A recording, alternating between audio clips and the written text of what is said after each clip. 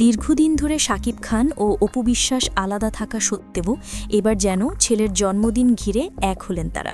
শাকিব খান ও তার দ্বিতীয় স্ত্রী বুবলি একসাথে আমেরিকায় আনন্দময় মুহূর্ত পার করছিলেন, কিন্তু তার প্রথম ছেলে জয়ের জন্মদিনে ছেলেকে উপহার দিতে দেশে ফিরে আসেন তিনি।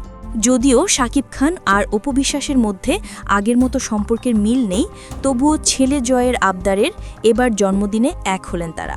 জানা যায় জয়ের আগে থেকেই গাড়ির শখ ছিল, তাই এবার বাবা হিসেবে শাকিব খান তার ছেলের শখ পূরণ করে প্রমাণ করে দিল যে বাবা মায়ের মধ্যে সম্পর্কের বিচ্ছেদ ঘটলেও সন্তানের জন্য কখনো ভালোবাসা কমে না।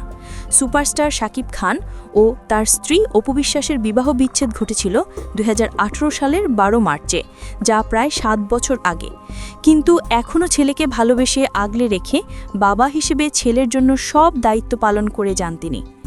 তা দেখে খুশি হয়ে অপু বিশ্বাস বলেন, স্বামী হিসেবে সে সব সময় আমার পাশে ছিল না, কিন্তু আমি চাই সে যেন সব সময় আমার ছেলের পাশে থাকে, তাহলেই আমি মা হিসেবে খুশি থাকব।